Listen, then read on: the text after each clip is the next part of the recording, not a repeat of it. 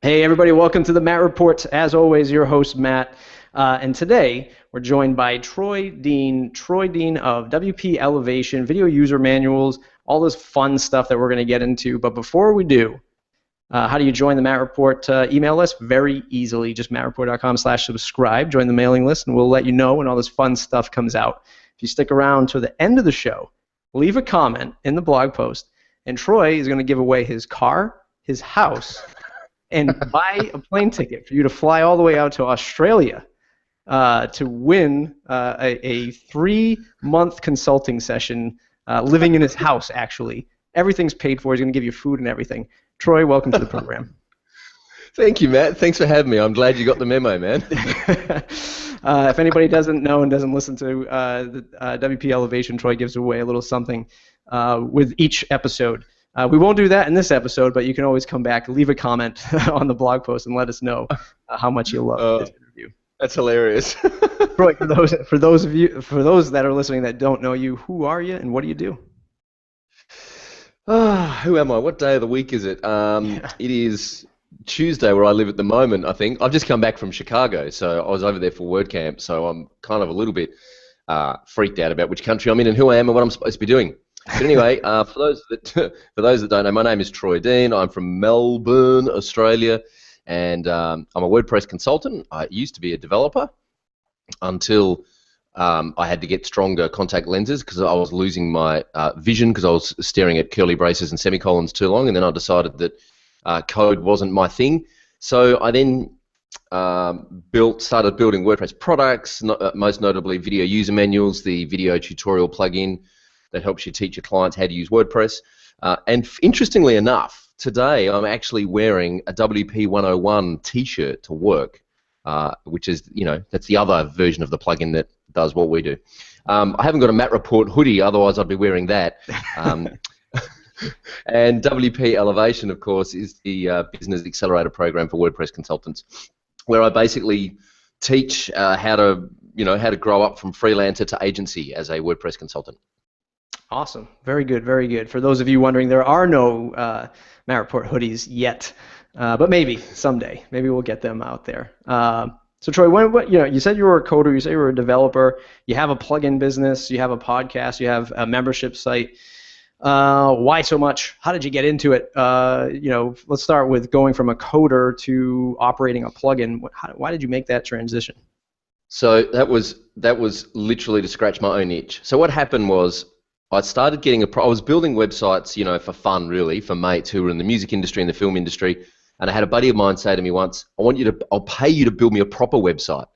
And I'm like, what do you mean? I am building you proper websites. Like, I'm insulted. Just because they're in Flash and, that they don't work anymore doesn't mean they're not real websites. So I said, all right, if you're going to pay me some money, then I better go and learn how to do this properly. So I started investigating. I learned HTML, CSS, and then I thought, hang on, if I build this guy a website, he's going to want to update it every time he shoots a new, film. He's going to want to put it on his portfolio. I'm not going to be updating his website. So I built my own content management system in PHP and MySQL because someone said, oh, they're free, open source. You can, learn how to use them pretty easily. And I'm like, all right, cool. So I learned how to do that. And then a buddy of mine, I kept asking him about image upload functions in PHP. And this guy was a programmer.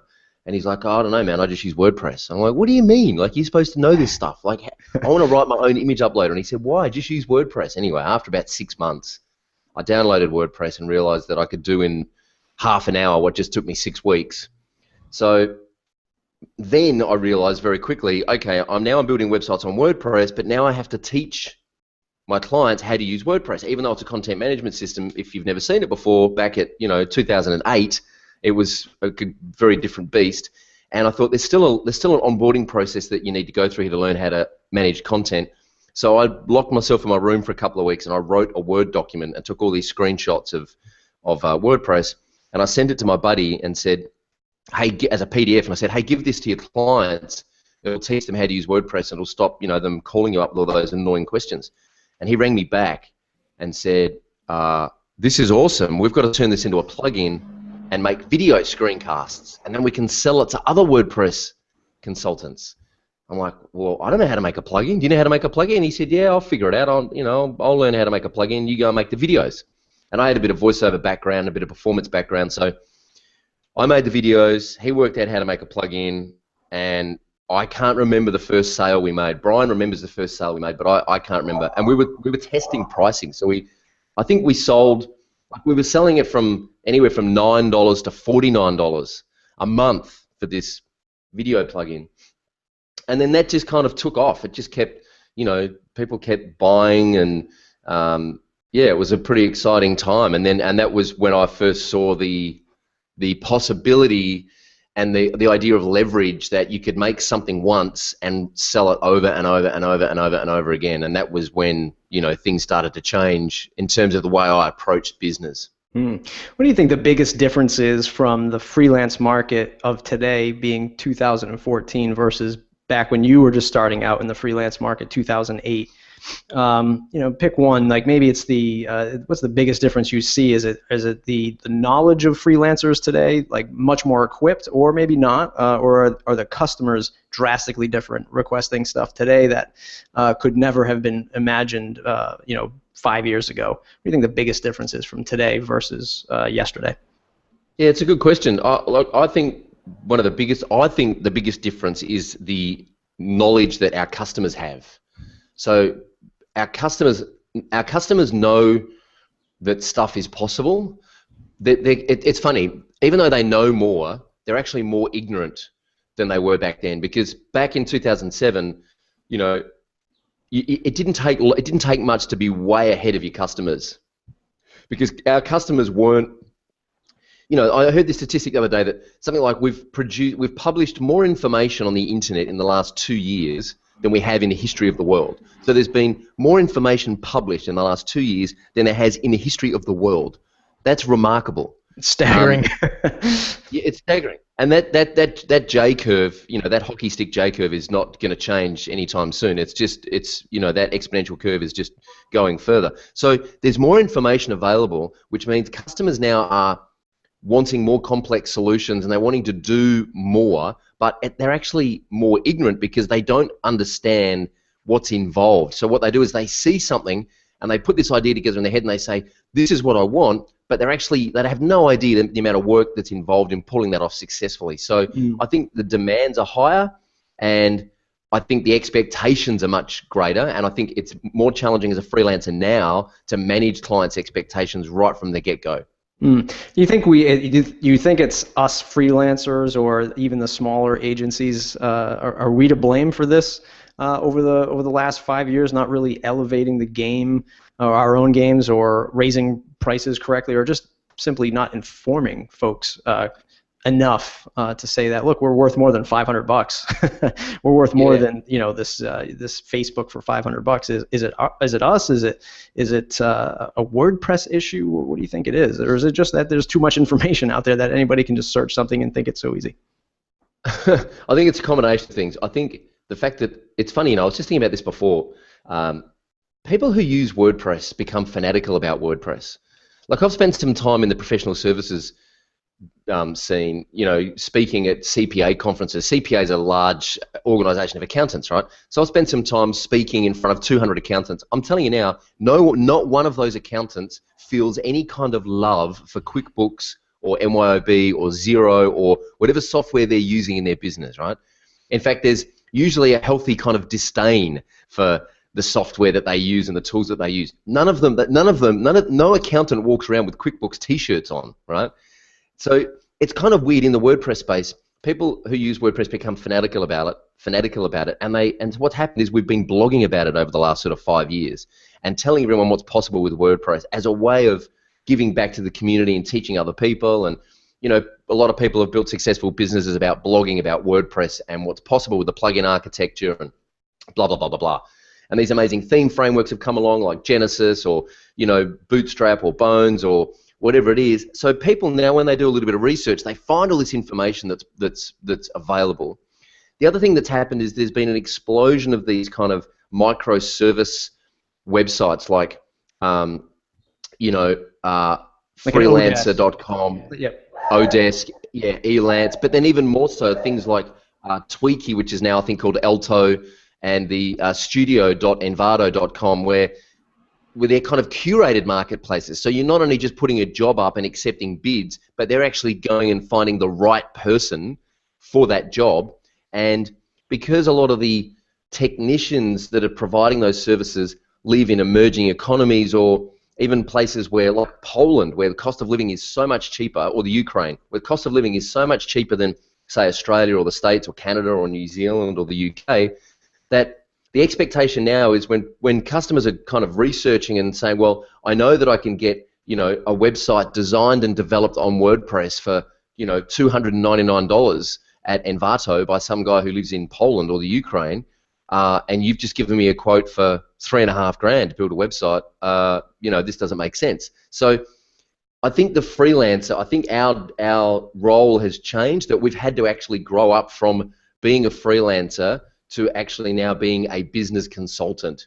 And I think that's the really interesting shift that's happening at the moment. In fact, when I was at WordCamp Chicago, I was talking to a lot of people come up to me and say, hey, I'm not a developer and I'm not a designer, but I really want to build a business out of WordPress. I understand enough about the technical stuff and I'm good at talking to clients about business. And I was saying, well, I actually think the most important role in the WordPress ecosystem at the moment is that person that can sit between the customer and the dev team and actually facilitate that conversation and, you know, bring the business objectives together with the technicians and the artists, who are the designers and developers, and actually deliver a solution. So the solution architect, if you like, or we just call them a consultant, that I think is the most important role in that whole ecosystem. And funnily enough, Matt Medeiros, you were one of the first people I remember listening to the Matt Report a long time ago when it first started out, and you were one of the first people that I was listening to a podcast, walking around the supermarket buying my groceries for the week, and you were saying, you know, if you're not a coder and you're not a designer, that's okay. Just call yourself a consultant. And I remember punching the air in the supermarket going, yes, exactly right. He gets it. Woohoo! Yeah. I'm not the only person who's like, you know, trying to position us as consultants. Yeah, absolutely. So, and I think, you know, some of the strong points that you brought up is, one, we are moving. We have already moved to a global economy. It's not even a question anymore. It's just fact. It is reality, especially for us. I mean, it's very tough to have a global economy of plumbers, right? Plumbers aren't going to fly from Australia to the United States to fix a pipe, but we could as a developer. I think that we are super passionate about WordPress because, and you know, maybe inherently we're all creative people, so us creative folks are certainly going to express our feelings a little bit more, blog about it, write about it, and become so passionate because this thing empowers us, right? Whereas, you know, QuickBooks doesn't empower you; it just, like, you have to do it. You have to use it to report to the tax man. And maybe, and I think you're right. I think we're getting away from maybe calling ourselves the freelancer, because that is the problem, right? So if we are considering ourselves freelancers, even when we're starting out, freelancer is not going to care to stick around and help you with your business. They're just a freelancer. I need you to do this task at $30 an hour. Please get this done for me. You know, no care whether or not my business is successful, or whether or not you want to learn the names of my parents and my team and stuff like that. You just want to come in and get the job done. So yes, getting away from the freelancer label and moving into a consultant would be amazing. I want to talk about you know, building an audience, right, and the importance of that, and you know, why one should focus on getting the attention of people for feedback, for masterminding, for advisory, whatever it is, before building a product. And more specifically about your podcast, right, WP Elevation, and the membership site you have going on there. Give us the rundown on, you know, why you think it's important to run or to build an audience before building a product. It's really interesting. You know, this is something that I wish we'd done with video user manuals. Back in 2008, we built a product to scratch our own itch, and then we started pushing it out there. And you know, the fear is that you're going to build something and nobody's going to buy it, right? Well, that's just not going to happen. I mean, the internet today, you could build just about anything. I mean, you could throw up HTML on the screen and make it look as horrible as you possibly could, and make the theme as broken as possible, and put it up on a theme marketplace, and I guarantee you would sell at least one copy, right? So the reality is, people are going to buy, especially in the WordPress space. There's, like, you know, I was talking to a guy the other day who does big JV brokers big JV deals, and he says, man, if you've got anything to sell to WordPress people, he said, they're like junkies trying to get their fix. They just love WordPress themes and plugins and extensions. And so the fear is we're not going to sell anything, but I actually think the real problem is that you're going to sell something to like a couple of hundred people, because at that point it's too big to shut down because you've got to support them, but it's not big enough to actually sustain you and to scale up and to make a profit. So we learned that the hard way with video user manuals. And it kind of got to a point where, you know, it reached the tipping point. But for the first couple of years, you know, it was like, man, how do we get, like, we got our first 100 customers. How do we get the next 100 customers? And then how do we get the next 100 customers? And we learned a lot from that. So when we were thinking about, we actually weren't thinking about building anything else. We just knew that we had this great audience. We had about 9,000 people in our database who had just signed up for our free ebooks that we were giving away on our website. And yes, it sounds, you know, remarkable, and it sounds like internet marketing strategy, but guess what? You know, sign-up forms and pop-over forms and free ebooks on a website actually work. We just did that organically for, you know, about 3 years and built this database. And then I kind of wanted to know what was... I just want to interject that it is very important that some of these tactics or strategies, they do seem very upfront and maybe, you know, intrusive. But I mean, from pop-ups on Matt Report, like I don't have one running now, but when I do, I have 150 people signing up every week. It's amazing when you have a pop-up running on that site. As much as we all hate it, people are dropping their names in it. If they hated it, they would just leave and they would not sign up, right? So it makes you think. Yeah. It's all about, I think it's all about the offer. I think it's all about what it is you're offering them in return. You know, if I'm on a website and I'm enjoying learning something and a pop-up appears in front of me and it's like, you know, if I was on HubSpot and they put a pop-up in front of me, I would just put my name and email address in no matter what they were giving away, because I just know their stuff is quality. So, and I would actually thank them for offering that to me. You know, thank you for the opportunity to subscribe to your mailing list and get more stuff in my inbox. So it all depends on what it is you're offering them. So anyway, we kind of had this audience, and I was curious about you know, Brian and I were like, we need to make more plugins. We need to make. When I stepped away from my agency and I wanted to focus on product, and I worked out that I was in business with the wrong person when I had my agency. So I kind of shut that down, came back to the WordPress product thing. And we said, okay, we need more product. And I said, okay, well, let's not make the same mistake again. Let's not make a product and then go out there and, you know, go door knocking and try and sell it to one person at a time. Why don't we find out what our audience want and then we'll build it? So I sent an email. This is, you know, well documented and an old story now, but I sent an email to our database saying, hey, all you guys that have signed up for our ebooks at some stage, and our ebooks were all about, you know, how to make WordPress better for your clients, how to build a better WordPress business, how to make it more secure. It was all about empowering the developer to have a better relationship with their client so that they could, you know, charge more and kind of, you know, elevate and become a business consultant, not a freelancer. So when I emailed them and said, hey, what do you guys want? You're not buying our plugin, that's cool, but you're on our list, you know, what's going on for you? They all came back and said, we need more clients. You need to show us how to get more clients so that we can quit our day job, go full-time, hire someone else, partner up, scale up and grow a business. So we ran one webinar where, you know, and I didn't even build a webinar, I built a landing page and I plugged it into GoToWebinar and Eventbrite, and I put on sale a webinar. I actually sold tickets to a webinar and we did really well. It sold out in 48 hours, and then I ran the webinar, showed them what I did with my business, and then emailed everyone afterwards and said, hey, that was fun, do you want to do that again? What do you want? And then they told us they wanted a membership site with a forum and video training and coaching calls. And, you know, we just ran a masterclass in Chicago. We're going to Thailand in September with a bunch of us to have a mastermind group for 3 days. So they've told us every step of the way, this is what they want. And we have a rule now in our business that we don't build anything, we don't touch any code, we don't build any products unless we can make a business case that this is either going to help revenue, or it's going to help client retention, or it's going to, you know, save a cost or an overhead. Interesting. That's all. So I want to talk about. Well, one, it's important to note for folks that are listening that Troy and his partner spent a lot of time content marketing, blogging, probably doing a lot of outreach and calls like this to build the initial list, right? So you started that audience, and it took time, right? And there's no other There's no fast track to that, right? There is no The fast track. Well, the fastest track to build an audience is to run very low cost pay per click advertising. So we'll occasionally turn on Facebook ads for 3 or 4 weeks. We'll drive people to a free download, and it's got to be good. So example, we've got this presentation called 101 Ways to Elevate Yourself and Demand Higher Fees, and there are 101 slides in this keynote presentation. There's a 50-minute free video and an ebook that goes along with it. We spend money on Facebook ads driving people to that free download. Then we nurture them. We give them heaps of free stuff in the autoresponder sequence. Then we get them on a free webinar, one of our monthly webinars. We invite them in to have a look at what it's all about. Then we say, hey, you've got all this much stuff for free. Imagine how good it's going to get when you start paying for it.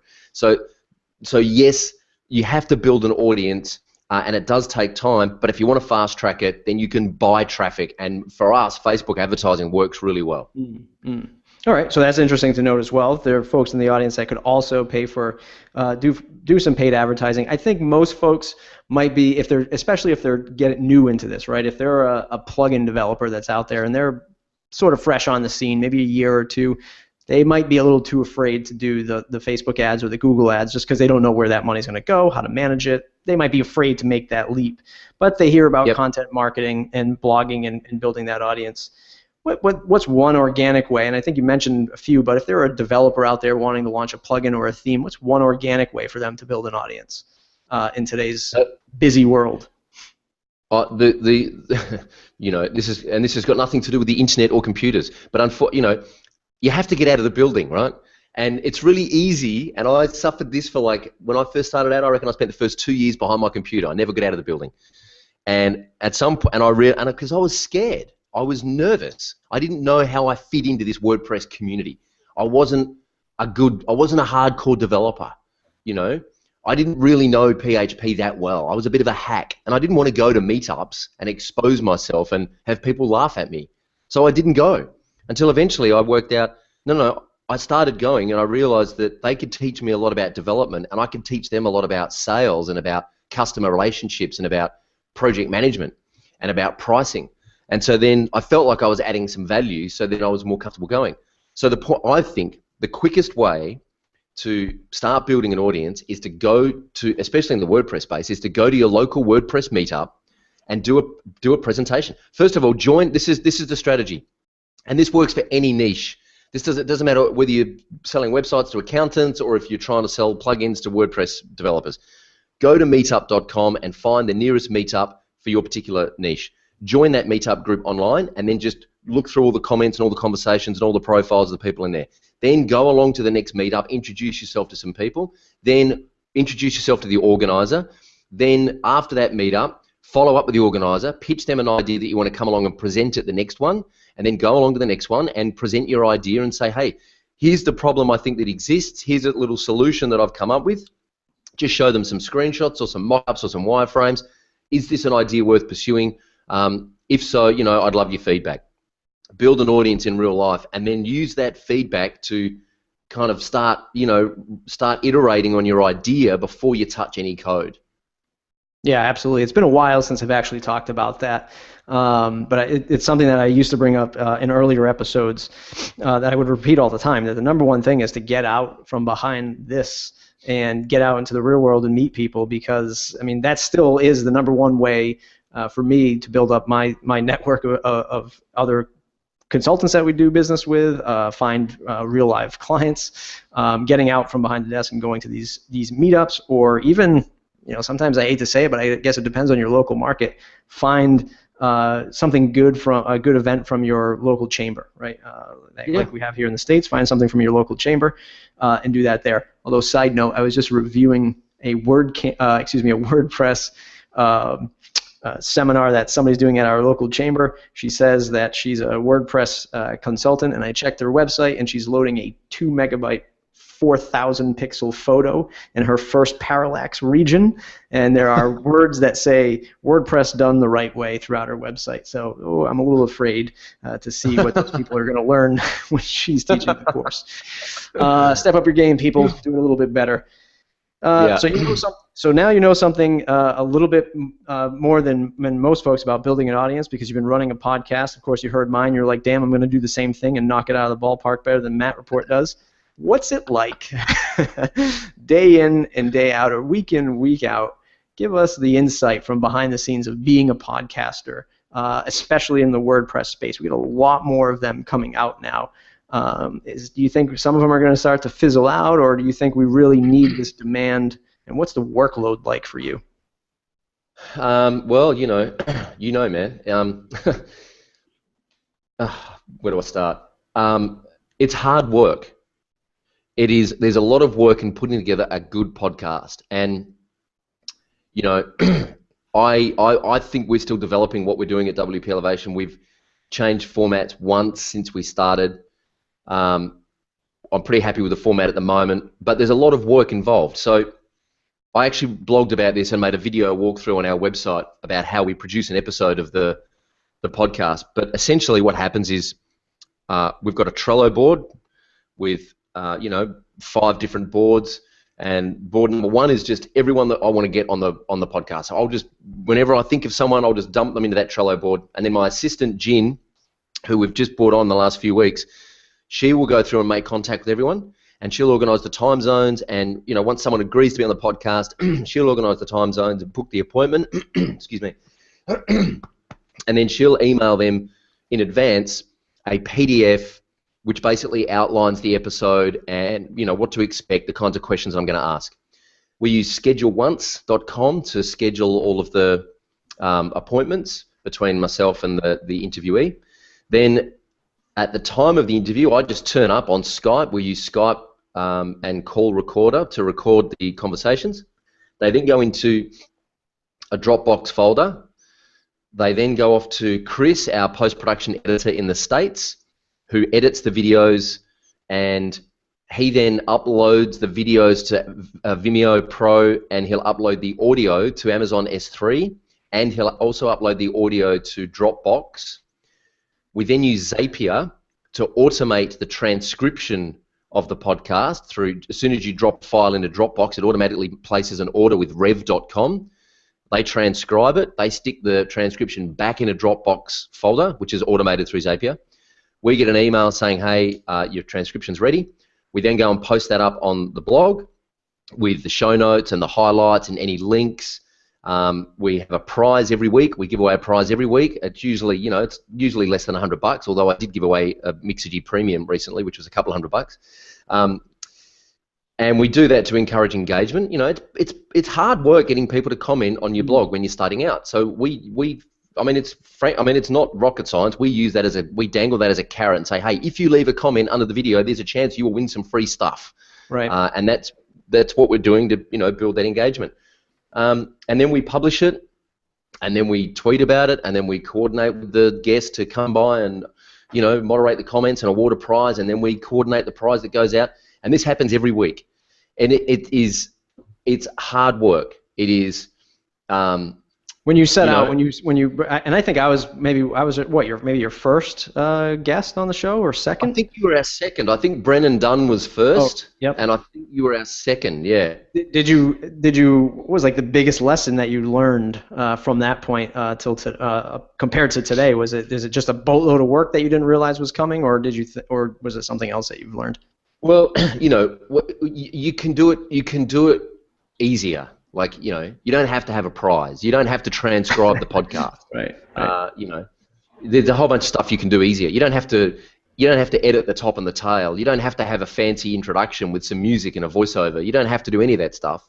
But I wanted to make it, my theory, my goal was, when we started, when I had the idea for WP Elevation, I said to my business partner, there's only one way this is going to work, and that is if, and at the moment it's me, and I'm happy to talk about this more in a minute, but I want, the only way it's going to work is if WP Elevation becomes the #1 go-to place for WordPress consultants to learn how to actually grow a successful business and get out of their bedroom and, grow a successful business, a profitable business as a WordPress consultant. That's our point of differentiation, and it's only going to work if we become #1 and we stay #1, right?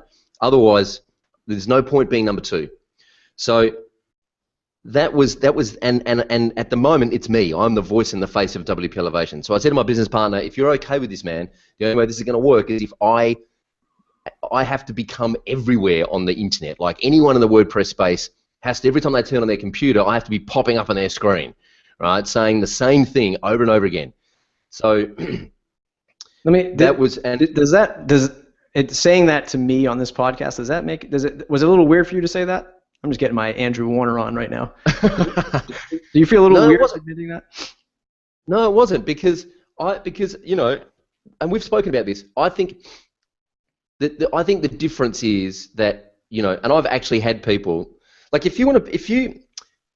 we focus on consultants, right? So we focus on, if somebody comes to me and says, hey, look, I've got a plug-in business and I need to roll out a whole bunch of new products and, you know, do some new pricing strategy and, you know, eventually get acquired, I'm going to say, you know what, you should probably go and chat with Matt Medeiros and Chris Lemmer. I probably can't help you with that right now. But if you're a WordPress freelancer and you need some new clients and you need to know how to deliver those projects and make a profit, then absolutely come talk to me. Now, you and I do have a bit of crossover in what we teach, what our experience is, but we focus on the WordPress consultants. Now, having said that, we've got a handful of platinum clients who are trying to make the transition out of client services into a product company, and I think I can help them with that because I've done that. We have made the transition out of client services into a product company. We still do client services, by the way, but I can help them with that. But our focus, our whole blueprint, everything we teach is about running a consultancy. It's about doing client services. So that's the niche that we focus on. So, you know, I'm happy for you to be the #1 WordPress business podcast, and I'll be the #1 WordPress podcast for WordPress consultants. You know, it's a slightly different. Fair enough. No, that's an awesome answer, and honestly, look, I think. So WordCamp Miami, I wore the WP Elevation T-shirt to pay respect to you, and I knew some of your audience was going to be there. And Syed Balki of WP Beginner totally he had no idea what to say. Like, he's like, why? He's like, is Troy paying you? I'm like, no, Troy's not paying me. But this is just friendly banter. Like, I don't know any other way to put it. Like we have no problem referring, like we just did, to each other's different podcasts and different offerings, because, you know, yes, there's some overlap, but yes, there are some clear you know, lines in the sand of what you're going to find in each audience or in each you know, pieces of content. So that was fun, and I think that the WordPress world is like that, where competitors, with air quotes in the air, competitors can sit down and talk to each other. I mean, you see it with Corey Miller and iThemes, and, you know, name any other big theme. Like, he'll sit down and talk to anybody, or security plugin. He'll sit down at Backup Buddy, or he'll sit. I've been to dinners with him and Pippin in the same room, and they're talking about how their e-commerce works with, you know, their other e-commerce, and it's friendly WordPress. You know, it's just the way it is here. You'd never see that between Microsoft and Apple, or Microsoft and Google, right? Or QuickBooks, and FreshBooks. Like, people would be at each other's throats probably. So it's definitely an interesting world that we live in the WordPress space. To the point of the podcast and producing a podcast, absolutely, I think it's one of the best ways to build an audience. And like you said, to your points, like, you are setting out to be #1. You are, you know, adding the intro, you're adding the prizes, you're adding all of the transcriptions. Like, I don't even do transcriptions because I'm just not at that. I just haven't got to that level yet. I think that everything that you can add into your media that you produce, the new media, the new way of content marketing, you have to, because you have to be better than the next person. And I think those are the different things that you see that people don't talk about in the WordPress space. Like, you know, when an e-commerce platform is better than the other, even though everyone's friends, you know, this one's got more features or better, you know, adoption, that kind of thing. So yeah, I think it's very important that folks also focus on putting in the hard work to make the better product. It's funny, you know, when I went to Pressnomics a couple of times, and I just, you know, and everything I've learned, I mean, I'm a sucker for this stuff. I'm a sponge. I soak up as much as I possibly can from everyone, from Entrepreneur on Fire, from you and the Matt Report, from Mixergy. I learn as much as I possibly can. And the overarching thing that I've learned in the last couple of years, and reading a couple of breakthrough books like Think and Grow Rich by Napoleon Hill, which had been sitting on my shelf for years, and I'd resisted reading it because I felt like it just felt cheesy, right? And eventually I read it, and it just blew my mind. The thing that I've realized is that the more you focus on revenue, the less, for me anyway, the more I focus on revenue, the less success I have. The more I focus on helping people, the more success I have. So, you know, for me, it's like, I don't like, and we're lucky because I think we've got some, you know, revenue from the plugin business, that an episode of the podcast, look, costs us, you know, $60 in the transcription. It cost us $50 or $60 or $100 to give away a prize. You know, we haven't actually amortized it exactly what the cost of an episode is, but we have Jin who's on staff. It's my time, all the tools that we use. It probably costs $500 to produce every episode of the podcast, realistically, right? I 100% agree. Right. That's a $25,000 a year. That's a $25,000 a year production cost on producing a podcast, right? So, but if you don't do the transcription, then you're going to lose out on search results, and you're going to lose those people who love to read. If you don't do you know, I do video, but we also do audio. Some people love video. And I think you make a greater connection if you see who you're talking to. Some people love listening to the podcast when they're on the train and they don't want to watch the videos. Some people love reading it. So I'm like, well, let's try and help as many people as we possibly can by giving them as much as we possibly can. And I'm just convinced the revenue will flow. Now, my business partner, on the other hand, he's sometimes like, do we really need to do this? You know, is this like, this is going to cost us an extra whatever it is? Do we really need to do this? And I'm like, well, I don't know. But our philosophy is the more we help people, the more success we have. And at the moment, that's working. So that's the philosophy that we're going to continue with for now. And the other thing I just want to touch on is the world's a big place, Matt. And if all of your audience right now abandoned you and came to me, it would really hurt my business because I'm not ready for that many people right now, you know? So, you know what I mean? If everyone abandoned iThemes e-commerce and went to WooCommerce, their support costs would go through the roof, yeah? And so you have to manage growth. You can't just say, oh, like, the world's a big place, and there's plenty of people, and people will not like me because I'm too animated and I've got this weird accent. People will prefer to listen to you because, you know, you're a native American and you're a native US, and you have a cultural bent on what you're talking about that resonates with them more. So there will be people that just gravitate towards you and gravitate towards me, like there are people that gravitate towards John Lee Dumas and Andrew Warner. So I've never been too worried about competition. And the thing for me is that the fact that you've got a podcast and you've got a membership site in the WordPress space proves to me that I'm not insane. It proves to me that this is an idea worth pursuing because someone else is doing it. So for me, it actually validates our whole business model. Absolutely. One of the things that one of the credos that we run by is if there is somebody else doing it, if there is a competitor that crops up based off of what we're doing, and we being my agency and the themes and the plugins and stuff like that, then we know that, hey, it's validated. And nothing gets me energized even more is to have that out there, right? Because you know it's validated, you know there's an audience or a market, and the world is huge. There's plenty of stuff to go around, at least for the next 5 years. Yeah. Awesome stuff. And you know, just tremendous stuff. One final question from the formal interview. What was your elevator pitch to Matt Mullenweg to get him on your show? Well, that Lots was of WP Elevation hoodies sent to his address. Yeah, no, that was interesting. So okay, so let me see. In fact, the original. So okay, this is what I've learned about connecting with influencers, right? You have to make it really easy for them to say yes, and so the first email I sent was to a group of people. It was to a group of people who I was pretty sure would say yes, who I'd already interviewed on the podcast, and they were influencers. So it was Alex King, Jake Goldman, you know, Corey Miller, Miriam Schwab, Lisa Sabin Wilson, you know, Scott Basgard, Tom Wilmot, and Matt Mullenweg. And I didn't think Matt Mullenweg for a second was going to say yes. I thought I'll never hear back from him because he's too busy, and that's totally cool. Like I don't begrudge him for that. He's just a very busy man.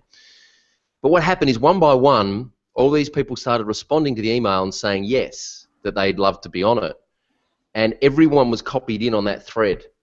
So I think what happened, and I don't know, you'd have to ask Matt Mullenweg, but I think what happened is that he saw all of these people one by one saying yes, they'd love to be on it, and then here we go. So I've just found it. So I sent an email out individually to everyone. That's right. And then they came back one by one. And then I sent a group email to everyone and said, hey, gang, just a quick update. I'm thrilled to announce that Shane Perlman, Scott Basgard, and Alex King have confirmed they're on board for WP Think Tank. Looking forward to launching in February and seeing where it goes and hoping you can all be a part of something special, right? Then Jake Goldman said yes. Then Miriam Schwab said yes. Then Tom Wilmot said yes. Then Corey Miller said yes. Then Matt Mullenweg said, sure, count me in. Because I think what had happened, and I freaked out, and I ran around the office and screamed like a 16-year-old girl at a Beatles concert, right? And I rang my business partner, and I'm like, you're not going to believe this. Matt Mullenweg said, yes, you'll be on the WP Think Tank, right? And my business partner's like, what are you talking about? I don't even know what WP Think Tank is. I hadn't even told him about it at that point. But I think what happened is Matt saw, and as I said, I could be completely wrong about this, but I think what he saw is one by one, all these influential people in the space saying yes to this idea. So then he was like, well, okay, if they're all saying yes, then I'll say yes, and this seems like a good idea. And it was a good idea. The first, it was fantastic. We had over 450 people on the live chat widget watching it in real time, and it was, it was a hit. Unfortunately, Matt couldn't make the second one because he was on a flight. If you've seen the first one, you'll know that we crashed our Rackspace servers on the first WP Think Tank. And hey, dog. And so then Matt offered us VIP hosting at WordPress.com. After the call, he emailed me and he said, hey, man, that was really embarrassing. Let's get you on VIP hosting and make sure that doesn't happen again. So he's right behind the project, and he, supports us, and he's been great to us.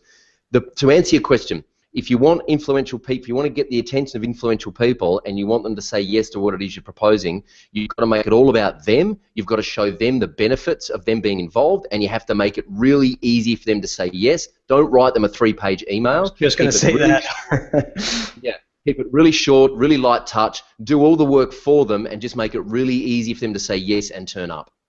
Awesome stuff. Troy, I can't thank you enough for doing the show today. I mean, we learned a ton, not only about you and what you have to offer, but I mean, just so much about building the audience, connecting with others, grabbing the influencers like this.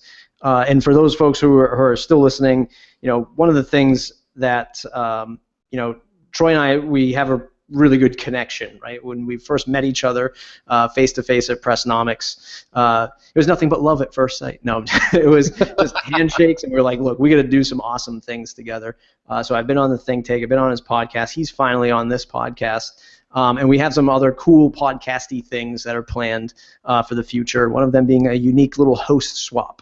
And we'll have more details about that as it comes down to that. So I'll be interviewing for his podcast, he'll be interviewing for my podcast, and it'll be fun, and then we'll get some other stuff planned. So, tremendous stuff. As long as we are all still helping each other move to the greater glory, then nothing but good stuff can happen. Be it podcasts or themes or plugins or agency work, we can all work together to achieve the better stuff, whatever that might be. Let's jump into the second segment. What's in your toolbox? You mentioned a ton of different websites, but what other pieces of software that folks might not know about that get you through your day-to-day? So one thing that I'm really excited about at the moment is a thing called Agile CRM, which is a very new player in the CRM space.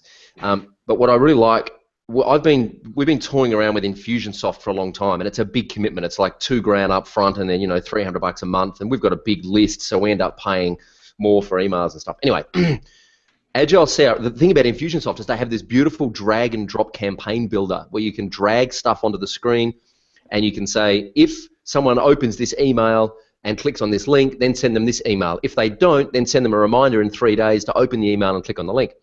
So you can automate highly targeted communication. Agile CRM have something very similar, and they have this thing called lead scoring, where you can score leads in your database based on whether or not they open emails and click on links, and you can automate the whole thing. And they have a plan. They have a free plan, and their freelancer plan starts at $9 a month. I'm really excited about Agile CRM at the moment because I think it opens up this automated marketing to a whole bunch of freelancers who aren't in a position to pay $300 a month. So that's the thing that's kind of floating my boat at the moment. It's awesome. Does it sends email through their servers too? Yep. So you just hook it in with Gmail, and it you can cool. send an email, and because I hate being in my inbox. You know, I love managing client relationships. So this thing has in-app mail. You can just mail from directly within it, and it just syncs up via your Google Apps. Awesome. So it's and the other thing that I'm really excited about at the moment is Opt-in Monster. Opt-in Monster is just bloody beautiful. It's just gorgeous. I love it, and it's easy to use, and it's lean, and it has a whole bunch of cool stuff going on. So I just think it's really important to build an audience and then ask them what they want. And something like Opt-in Monster is a really elegant way of helping you build an audience organically. If people are on your site, chances are they're interested in what it is you've got to say. You're actually doing them a disservice by not making it really easy for them to sign up. Yeah, absolutely. I totally agree. Syed was all over me at WordCamp Miami to get me to use it, and it's just something I have it still on the old to-do list, and it's just like I haven't got there to do it yet, but I do plan on doing it because I do see results, right? And no one has ever said, except for some real hardcore developers, when I had another pop-up thing on there saying, oh, God, I can't stand pop-ups. No one has ever really complained to me about that. So awesome stuff. I'm going to jump into the lightning round and ask you a series of quick questions, and you'll have a series of quick answers. Cool. One plugin you cannot live without besides your own. Gravity Forms. A favorite WordPress or business book? Favorite WordPress or business book? Probably Poke the Box, Seth Godin. Nice. The best business advice you ever received? The best business advice I ever received is work out who you serve the best and then serve them better than anyone else. What's a quote that you live or run your business by? Work out who you serve the best and then serve them better than anyone else. What's the longest a client project has ever taken? What date is it? Yep. It's the 2014. It's still going. It's been about 7 years. Wow. Yeah. I just had a 2-year launch finally. That was fun. I don't think this one's ever going to happen. I don't think it's ever going to finish. Yeah. It's 75% of the job's been paid and missing in action. So If you had to switch to another CMS, what would it be?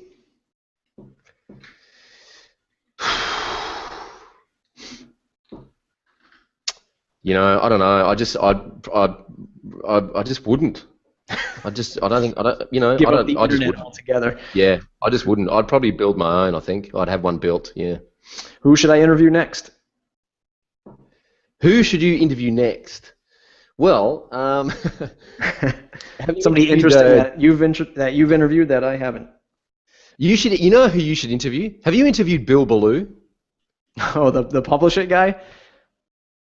You have to interview Bill Ballou. Yeah, I should get a hold of him from Pressnomics. Bill Ballou is amazing. He has inspired me so much. He's a 64-year-old dude who just loves blogging so much, and we saw him at Pressnomics, and he's just got such an amazing energy. And I just every time I come across a corporate client who's a little bit stuffy about the internet, like, this internet's for young people. I'm like, go and watch this interview with the 64-year-old dude, and then shut up. yeah, exactly. And also, I think you should try and get Matt Mullenweg on the show. I think you should interview Matt. I'll give it a go. What's the one question I didn't ask you that I should have? The one question you didn't ask me that you should have is. That's a very good question. Well, he didn't ask me about revenue, which I'm happy about, because Andrew Warner always asks about revenue, and we don't talk about revenue. One question you should have asked is, maybe why our foreign language translations of our video plugin failed, but that's a whole other. It failed because we didn't build an audience first. That's why it failed. We didn't have an audience in those markets. That's exactly. So there you go. There's a lesson there. That's exactly right. Well, Troy, it's been an awesome interview. I can't thank you enough. Folks who are in the audience, mattreport.com/subscribe, join the mailing list, mattreport.com/join, join the membership. That keeps the show ad-free, except for myself. And you can join the membership, and it's like WordPress. It's like support for your WordPress business. You hop into the forums, you ask some questions, and you get answers from all the awesome people that are in there. Check that out, mattreport.com/join. Troy, where can folks find you on the web to say thanks? Twitter's probably the best one, at Troy Dean, and of course, WPElevation.com. They can hit us up there via the contact form. Awesome. Troy, thanks a lot. Cool. Thanks, Matt.